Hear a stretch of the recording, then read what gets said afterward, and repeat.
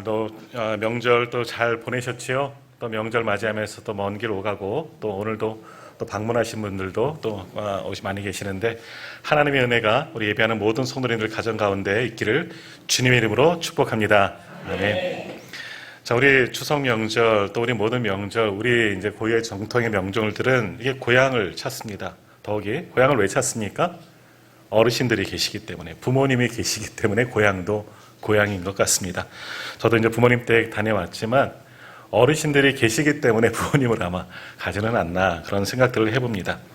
이처럼 우리 민족은 이 부모 공경 또 어르신 공경, 장유유서의 전통이 있기 때문에 이런 명절이면 굉장히 많은 시간 걸린다고 하지만 그렇게 오가는 것을 또 보게 됩니다. 또 좋은 전통 가운데 하나이죠. 근데 어찌 보면 이 전통이 때로는 어찌 보면 서열을 나누고 계급을 나누는 그런 것으로 바뀌는 그런 경우도 있습니다. 자, 기차를 타고 가던 두 사람이 있었습니다. 전혀 이제 모르는 사람인데 또 사는 지역도 이제 다른 분들입니다. 근데 한 기차에서 바로 옆에 이제 앉게 된 겁니다. 한 분은 나이가 많고 한 분은 좀 젊은 사람입니다. 이제 기차를 타고 가면서 먼저 이제 나이 드신 분이 이제 젊은 분에게 이야기하는 겁니다. 자넨 성이 뭔가? 좀 나이가 지긋하게 드신 분이에요. 네, 이씨입니다. 이렇게 얘기를 했어요. 오, 나도 이씨네. 그럼 자네 본관이 어디인가? 네, 전주이씨입니다. 죄송합니다만 이씨들 대부분 전주이씨 아니겠습니까? 아닌가요? 네. 딴 데도 있어요? 네, 있나 봐요. 네. 아무튼 저는 박씨라서 잘 모르겠습니다. 그래요. 그래. 자네 전주이씨. 나도 전주이실세. 여기서 그치는 게 아니라 그러면 자기 전주이씨, 자네는 전주이씨 무슨 파인가? 네, 임영대군 파입니다. 오, 그래. 나도 전주이씨 임영대군 파네. 이제 막 본관이 같아지는 거예요. 그러면 자네 몇 대손인가? 네, 저는 임영대군파 22대손입니다. 자, 여기까지 이야기하더니 갑자기 이 어르신이 공손해지는 겁니다. 아, 그런가. 나는 임영대군파 24대손일세. 자, 이 이야기를 듣고 이제 젊은 사람이 이제 바뀐 거죠. 자기는 22대, 이분은 24대. 젊은이가 이제 말을 놓기 시작합니다. 그러면 내가 당신보다 할아버지 뻘 되는구려. 그래서 예, 그렇습니다. 저보다 학년이 높아서 할아버지 뻘 됩니다. 하면서 이제는 이 어르신이 점점 공손해지고 길을 펴지 못하고 쩔쩔매는 그런 일이 있었다 하는 이야기가 있습니다. 자, 이런 일들 요즘에는 많이 겪지 않지만 종종 겪지 않습니까? 학렬을 따르다 보니까 이제 친척들 모인 자리에 보면 학렬을 따르다 보면 때로는 나이가 훨씬 어린데 학렬이 높은 그런 경우가 있습니다. 그러면 굉장히 좀 말하기가 거북하고 또 민망하고 그런 경우들이 있습니다. 자, 이것이 우리 민족, 우리 한국 사람들만 가지고 있는 어찌 보면 서열의식이고요. 또 학렬의식이다 할 수가 있습니다. 가정에서만 그러겠습니까? 족보만 따지겠습니까? 어디 회사에 취직하면 이제 처음 입사하면 뭐부터 물어봅니까? 당신 학번이 뭐야? 학번이 어떻게 되냐? 그러니까 나이를 이제 알게 되는 거예요. 같은 학번이게 되면 몇 년생이냐? 꼭 물어봐서 내가 어떻게든 이 사람보다 조금이라도 더 높아지려고 하는 경우가 참 많이 있습니다. 특히 이제 남자분들은 어떻습니까? 비슷한 연배를 만나면 뭐 물어보죠? 군번 물어봅니다. 군번이 어떻게 되냐고. 그래서 아무튼 군번이 조금이라도 빨라야 되는 거예요. 내가 저 사람보다 아무튼 서열이 높아야지 좋은 겁니다. 그것이 한국 사회의 어떤 문화가 아닌가 그런 생각들을 해보게 됩니다. 자, 사람들만 그러냐? 동물의 세계도 그렇습니다. 약육, 강식의 방법이 있죠. 또 적자, 생존이 동물 세계에도 존재합니다. 그래서 강한 자가 약한 자의 것을 잡아먹고 또 약한 자는 강한 자에게 잡혀 먹히는 것이 동물 세계의 어찌 보면 원칙입니다. 강한 자라도 어떻습니까? 나이 들고 병들면 약해지고 도태되는 것, 그것이 어찌 보면 동물 세계, 자연의 이치가 아닌가 그런 생각을 해봅니다. 자, 그런데 이것은 동물의 세계만이 아니라 우리 인간 세계에도 동일하게 적용됩니다. 우리 인간 사회에도 약육강식 그리고 적자 생존이 때로는 존재하는 것 같아요. 그래서 어떡합니까? 우리 아이들이 아무튼 이 어려운 세대에서 잘 살아남게 하려고 열심히 교육을 시키는 것 아니겠습니까? 조기 교육부터. 아직 말도 잘 하지 못하는데, 한국말도 못하는데 영어 유치원에 보내고 뭐 학원 보내고 여러 가지 놀 틈이 없습니다. 쉴 틈이 없습니다. 우리 아이들. 어른들보다 더 바쁜 것이 요즘 아이들의 삶입니다. 직장인들도 어떻습니까? 사실 직장에서 윗자리로 올라가는 것은 그리 쉽지 않습니다. 윗자리는 딱 정해져 있기 때문에 모두 똑같은 사람들이 다 올라가지는 못하고 그 중도에 다 끝나게 되는 거죠. 그러나 서로가 그 윗자리 한 자리만을 보고 달려가는 것이 세상의 이치다라는 겁니다. 그러다 보니 어떻습니까? 어떻게 해서든 남보다 빨리 가려고, 앞서가려고 서로 경쟁하는 것이 지금 우리 사회의 모습입니다. 그러니 동료가 없습니다. 내 동료라고 해도, 입사 동기라고 해도 경쟁 상대가 되는 겁니다. 이 사람이 성공하면 나는 실패하는 거예요. 내가 성공하면 저 사람이 실패한 거가 되는 것이죠. 그러니까 우리 사회는 어찌됐든 남들보다 높이 올라서려고 하는 마음이 근본적으로 깔려 있는 것 같습니다. 자, 그런데 우리 주님은 우리 그리스도인들에게 어떻게 하시라 말씀합니까? 이러한 삶이 아니라 정반대의 삶을 살라 말씀하고 계십니다. 그래서 누가복음 14장에 보면 주님이 비유의 말씀 가운데 이 잔치 자리에 비유가 나옵니다. 요약하면 이렇죠. 어떤 사람이 큰 잔치에 초대받았습니다. 가장 좋은 자리, 가장 높은 자리가 비어 있어서 이 사람이 그 자리에 앉았습니다. 자기가 제일 높다는 거죠. 그런데 얼마 후에 주인이 와서 이 사람에게 이야기하는 겁니다. 지금 당신보다 더 귀한 사람이 왔으니까 이 자리를 죄송하지만 좀 내어주십시오 하는 거예요. 그래서 가장 높은 자리에 앉아있던 사람이 머리를 긁적이며 그 자리에서 내려오게 되는 겁니다. 내려오시면 얼마나 창피하겠습니까? 한마디로 망신을 당하는 겁니다. 자, 그래서 주님은 우리에게 분명히 말씀하셨죠. 누구든지 자기를 높이는 자는 낮아지고 누구든지 자기를 낮추는 자는 어떻게 된다고요? 높아지리라. 그것이 주님이 우리에게 가르쳐 주신 교훈의 말씀입니다. 자, 이처럼 겸손은 성도가 지녀야 할 가장 중요한 덕목 가운데 하나인 겁니다. 자, 이제 오늘 본문의 말씀 한번 보겠습니다. 오늘 본문 빌립보서, 사도 바울이 이 빌립보 교회를 향하여 쓴 편지입니다. 자, 빌립보 교회는요, 사도 바울이 개척하여 세운 교회입니다. 사도행전에 자세히 나와 있지만 이 사도 바울이 복음을 전하다가 이 아시아, 지금의 튀르키예, 이제 터키 지방을 전도하고 바다를 건너서 마게도냐, 이제 그리스 지방으로 이제 복음을 전하기 시작합니다. 그때 마게도냐의 가장 첫 성읍인 이 빌립보 지역에 가서 복음을 전하게 됩니다. 자, 사도 바울의 복음을 전할 때에도 원칙이 있습니다. 그냥 아무렇게나 복음을 전하는 것이 아니라 유대인들의 회당에 가서 거기에서부터 복음을 전하기 시작합니다. 유대인들이 모여있는 회당. 자, 그런데 이 빌립보 지방에 가서 복음을 전하는데 거기에는 유대인들의 회당이 없습니다. 그래서 처음 어디로 가느냐? 강가로 가게 됩니다. 아마도 당시 유대인들은 이 회당이 없는 곳에서는 한적하고 조용한 강가에 나가서 안식일을 지키고 예배를 드리는 그런 어떤 전통이 있었던 것 같습니다. 그래서 사도 바울도 이 빌립보 지방의 한 강가로 나가서 안식일을 지키며 거기에서 이제 복음을 전하게 되었는데 거기서 누구를 만나게 되느냐 하면 예전 우리 성경에는 자주장사 루디아라고 표현하는데 자주색 옷감을 파는, 그러니까 색감 있는 고급 옷감을 파는 루디아라는 그런 여인을 만나게 되고 그 여인에게 복음을 전하게 됩니다. 또 루디아도 그때 만난 사도 바울에게 복음을 전해 듣고 예수를 영접하고 예수님을 믿게 됩니다. 뿐만 아니죠. 이 여인은 좀 유복하고 부유한 여인이었는데 자기 집을 열어서 교회가 거기에서부터 시작되어집니다. 그러니까 빌립보 교회는 바로 이 자주장사 루디아의 집에서부터 시작된 교회가 빌립보 교회였다라는 겁니다.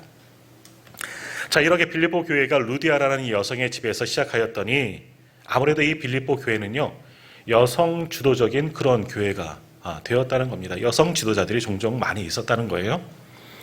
자, 근데 교회 여성들의 영향력, 지금도 보면 한국 교회도 사실은 여성들이 훨씬 더 많이 있습니다. 아마 보통은 모든 교회가 비슷할 것 같아요. 한 4분의 3 정도는 여성 성도들이 훨씬 더 많습니다. 우리 교회도 한번 딱 둘러보십시오. 성가대만 해도 3분의 1밖에 되지 않지 않습니까? 여성이 훨씬 더 많아요.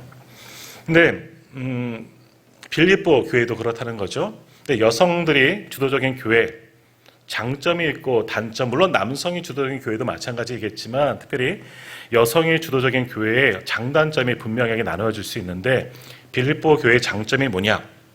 이런 거예요. 자, 복음을 전하다가 사도 바울이 감옥에 갇히게 된 적이 있습니다. 사실은 빌립보서도 옥중서신이죠. 감옥에 갇힌 상태에서 빌립보 교회를 권면하기 위해서 쓴 편지입니다. 이와 같이 감옥에 사도 바울이 갇혀 있을 때 남성들은 그렇게 생각합니다. 아, 바울이 복음을 전하다가 감옥에 갇혔구나. 아유, 저런 쯧쯧쯧. 거기가 끝입니다. 그리고 할 수 있는 건 뭐예요? 아무것도 할 수 없으니 사도 바울을 위해서 기도할 뿐이죠. 물론 기도가 가장 큰 능력이 있지만, 그러나 빌립보 교회는 그렇지 않습니다. 여성 주도적인 교회이고 아무래도 여성 성도들이 많다 보니까 빌립보 교회는 사도 바울의 그 힘듦을 공감하는 겁니다. 얼마나 추울까? 얼마나 배고프고 얼마나 힘들까? 마치 어머니가 자식을 걱정하듯 옥중에 갇혀있는 사도 바울의 입장을 생각하면서, 형편을 생각하면서 그 사도 바울의 힘든 상황을 공감하는 겁니다. 마음 아파하고 같이 눈물을 흘리고 같이 아파하는 겁니다. 거기가 끝이 아니라 할 수 있는 대로 우리 어머니들 잘 힘을 모으지 않습니까? 한국교회도 여전도회가 힘이 있습니다. 제가 여러 번 말씀드렸지만 여전도 회관은 있는데 남전도 회관은 없어요. 한국 우리 총회예요. 참 그렇습니다. 그래서 빌립보 교회는요, 옥중에 있는 사도 바울을 생각해서 힘을 모으는데 물질을 모읍니다. 그래서 헌금을 모아서 에바브라 디도라는 사람에게 그 돈을 맡겨서 사도 바울 곁에서 이 옥바라지 하도록 돕게 만든 교회가 바로 빌립보 교회라는 것이죠. 이렇게 모성에 가득한 마음으로 사랑을 베푸는 교회, 여성 주도적인 빌립보 교회의 아주 장점이라 할 수가 있습니다. 자, 그런가 하면 단점도 있습니다. 질투심이 있습니다. 질투심. 더욱이 이 빌립보 교회 안에는요, 유오디아 그리고 순두계라는 두 여성 지도자가 있습니다. 성경에 아주 자세하게 나오진 않았지만, 그런데 이 두 여성이 교회를 열심히 섬기기는 하는데 두 사이에 경쟁이 있고 알력이 있는 겁니다. 둘 다 열심히 다해 교회를 섬기곤 하지만 그 섬김이 때로는 지나쳐서 경쟁이 되는 겁니다. 그리고 더 나아가서 이 유오디아와 순두계가 서로를 질투하는 겁니다. 다투고 알력을 일으키는 것이죠. 그래서 서로 마음이 나눠지게 되고 이로 인해서 이 빌립보 교회가 평화롭지가 못하게 되는 겁니다. 그러니 아름답게 성장하던 교회에 분란이 생겨지게 되고 화평하지 못한 교회가 되어버리고 말았다는 거지요.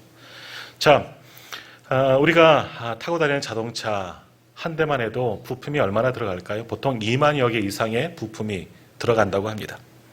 자동차 한 대가 제대로 조립이 되고 정상적으로 운행하기 위해서는 우리가 잘 알지 못하는 2만여 개의 부품이 자기 자리에서 자기 역할을 다 해야 하는 겁니다. 하나라도 말썽을 부리면 그 자동차는 움직일 수가 없는 거죠. 2만 개의 부품, 크든 적든 중요하든 그렇지 아니하든 모든 것이 합력하고 협력해야지 하나의 자동차가 제 기능을 발휘할 수가 있는 겁니다. 자, 교회도 마찬가지 아니겠습니까? 모든 교우들이 협력하고 조화를 이루어야지 화목하고 평화롭고 부흥하고 성장하는 교회가 될 수가 있는 겁니다. 모든 성도들이 서로 존중하며 섬길 때 그러한 교회가 화목할 수 있고 그러한 교회에서는 신앙생활하기도 즐거울 수가 있는 거지요. 자, 그런데 화목을 이루는 것이 쉬운 일이 아니다라는 겁니다. 저 오늘 빌립보 교회가 그렇습니다. 사도 바울이 전한 복음을 듣고 교회가 아름답게 성장했습니다. 더욱이 자기 집을 내어준 이 루디아의 도움으로 교회가 아주 건강하게 성장하고 좋은 일들도 참 많이 하고 있습니다. 그런데 교회가 성장하면 참 좋은데 사람들도 많아지다 보니까 거기에 질투가 생기죠. 사람들 사이에 알력이 생기죠. 다툼이 생기죠. 그러다 보니까 교회가 평안하지 않습니다. 그것이 바로 빌립보 교회였다는 겁니다. 자, 옥중에 있는 사도 바울이 그러한 빌립보 교회의 소식을 듣고 마음 아파서 그들을 향해서 펜을 들고 편지를 쓰는 것이 이제 빌립보서가 되는 겁니다. 그렇게 다툼이 있는, 분란이 있는 그들에게 사도 바울이 권면하기를 오늘 5절에서 이렇게 말씀합니다. 너희 안에 이 마음을 품으라. 곧 그리스도 예수의 마음이니. 서로 질투하고 다툼이 있고 분란이 있는 그 교회를 향해서 주님의 말씀으로 권면하기를 너희 안에 이 마음, 바로 예수님의 마음을 품어야 한다. 그러면 된다. 라고 말씀하는 겁니다. 자, 오늘 사도 바울은 빌립보 교인들을 향하여서 그들을 화목케 하기 위해서 예수님의 마음을 품으라 말씀하시는데 그 예수님의 마음, 어떠한 마음을 우리가 품어야 하겠습니까? 오늘 말씀을 한번 같이 읽도록 하겠습니다. 오늘 본문 빌립보서 2장 6절에서 8절까지의 말씀. 자, 6절에서 8절까지의 말씀 우리 한번 같이 읽도록 하겠습니다. 그는 근본 하나님의 본체시나 하나님과 동등됨을 취할 것으로 여기지 아니하시고 오히려 자기를 비워 종의 형체를 가지사 사람들과 같이 되셨고 사람의 모양으로 나타나사 자기를 낮추시고 죽기까지 복종하셨으니 곧 십자가에 죽으심이라. 아멘. 오늘 사도 바울은 빌립보 교회를 향하여서 또 오늘 예배드리는 우리를 향하여서 주님의 말씀으로 권면합니다. 너희는 이 마음을 품으라. 곧 그리스도 예수의 마음이다. 그 마음이 어떠한 마음이냐? 바로 6절에서 8절까지의 말씀이에요. 이 말씀을 신학적인 용어로 그리스도의 겸비라는 뜻은 스스로 낮추다 하는 그런 뜻입니다. 또는 좀 심하게 말하면 그리스도의 자기 비하, 나를 비하하는 거예요. 나를 낮추셨다는 이야기죠. 하나님의 본체이신 분 아니겠습니까? 바로 6절에 있는 말씀처럼 주님은 원래는 하나님과 동등하신 분, 하나님의 본체이신 분입니다. 그러나 스스로 자기를 낮추신 거죠. 낮추는 거 자기를 비하하셨다는 겁니다. 겸비하셨다는 이야기입니다. 그래서 어떻게 되셨어요? 죄가 가득한 종의 모습, 우리와 똑같은 인간의 모습을 입고 이 땅 가운데 내려오셨다는 겁니다. 하나님이신 예수 그리스도가 인간의 몸을 입고 이 땅에 오신 것, 그것이 바로 겸비하신 겁니다. 자기를 비하하셨다는 거지요. 자기를 낮추시고 겸손하셨다라는 겁니다. 더욱이 주님은 우리를 살리시고자 우리를 위하여 자기를 내어주셨습니다. 십자가 위에 우리를 살리고자 자기를 온전히 다 내오셔서 십자가에서 죽으셨습니다. 그만큼 주님은 친히 겸손의 본을 우리에게 보여주셨다는 겁니다. 바로 이것, 바로 6절에서 8절까지의 그 말씀이 주님께서 우리에게 가르쳐주신 자기 비하이고 겸손하신, 겸비하신 모습인 줄 믿습니다. 그러므로 오늘 예수님을 따른 우리 성도들, 우리가 품어야 할 마음이 뭡니까? 주님의 바로 이 모습, 자기 비하, 겸비하심, 자기를 낮추심, 겸손과 섬김의 자리로 나아가라. 그것이 우리가 따라야 할 주님의 마음인 줄 믿습니다. 주님께서는 그렇게 자기를 낮추고 주님을 따르는 겸손한 성도들을 기뻐하여 주시는 줄 믿습니다. 자, 그래서 유명한 교부 크리소스톰은 이런 말을 했습니다. 겸손은 모든 덕의 뿌리요 어머니요 기초다. 겸손이 최고의 미덕이라는 거지요. 또 우리가 잘 아는 성 어거스틴도 기독교 최고의 덕이 뭡니까? 제자들이 물었을 때 이렇게 대답했다고 합니다. 신앙생활의 첫째도 겸손이요, 둘째도 겸손이요, 셋째도 겸손이다. 겸손하라는 거예요. 그러나 세상적인 그런 겸손이 아니에요. 죄송하지만 우리 정치인들 선거철이 되면 얼마나 겸손합니까? 또 주님께서 원하시는 겸손, 주님의 말씀하시는 겸손은 이러한 겸손이 아니죠. 바로 6절에서 8절까지의 말씀, 하나님의 본체 되신 분이, 하나님과 동등하시고 하나님의 본체이신 분이 자기를 낮추셔서 자기를 비하하셔서 인간의 몸을 입으시고 십자가에 죽으시기까지 하나님의 말씀에 순종하신 것, 그런 겸손, 그런 겸비를 우리에게 본받으라 주님은 우리에게 분명히 말씀하고 계십니다. 오늘 사도 바울이 빌립보 교회를 향하여 권면하는 말씀도 바로 그것을 말씀하는 겁니다. 주님의 마음을 품으라. 자기를 낮추시기까지, 죽기까지 겸손하시고 겸비하셨던 그 주님의 마음을 너희도 품어라. 자기를 낮추고 겸손해라. 바로 이것이 오늘 우리에게 주시는 교훈의 말씀인 줄 믿습니다. 자, 우리 교회도 이스라엘 성지순례를 이제 계획하고 준비하는 과정 가운데 있지만, 물론 저도 가보지 못하고 이야기만 들었습니다. 이스라엘 성지에 가면, 이제 베들레헴에 가면 예수님이 태어나신 예수님 탄생 기념 교회가 있다고 합니다. 교회가 굉장히 그래도 제법 크다고 합니다. 그런데 그 예배당을 들어가는 입구는 굉장히 비좁다고 하는 겁니다. 낮고 작다는 거예요. 한번 가보시면 아시겠죠?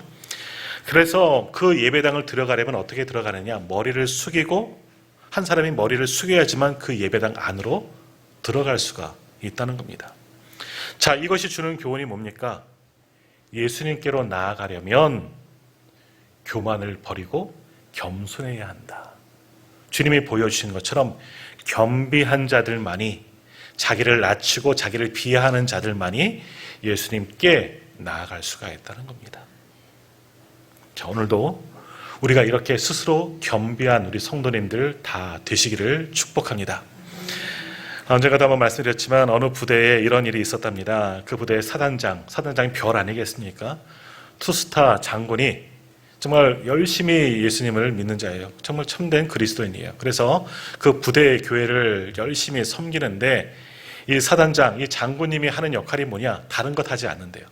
부대 입구에 서서 주보를 들고 오는 모든 성도님들에게 90도 인사를 하면서 주보를 나눠주는 이 안내 일만 하신다는 겁니다.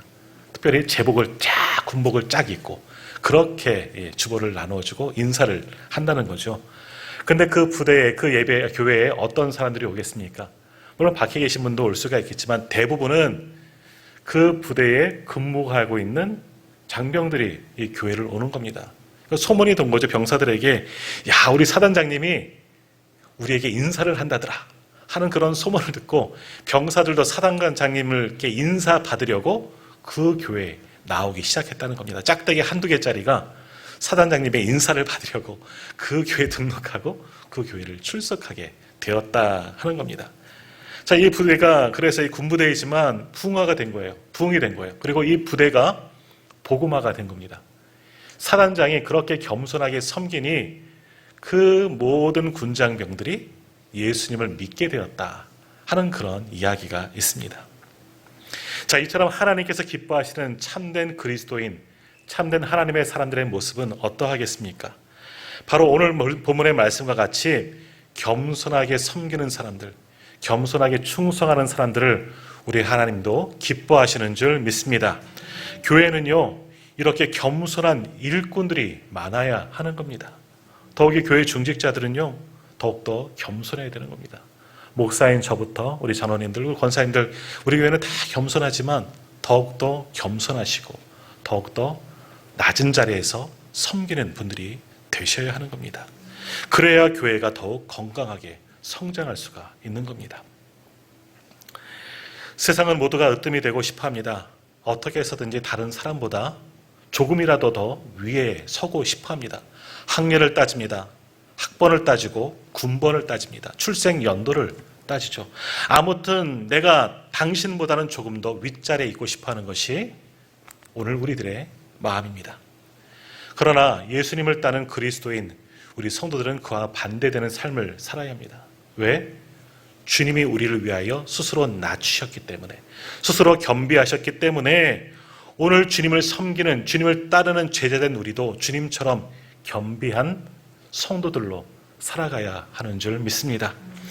자, 다시 한번 오늘 우리가 닮아가야 할 너희 안에 이 마음을 품어라, 오늘 말씀의 제목인데 우리가 담고 우리가 품어야 할 마음이 무엇이겠습니까?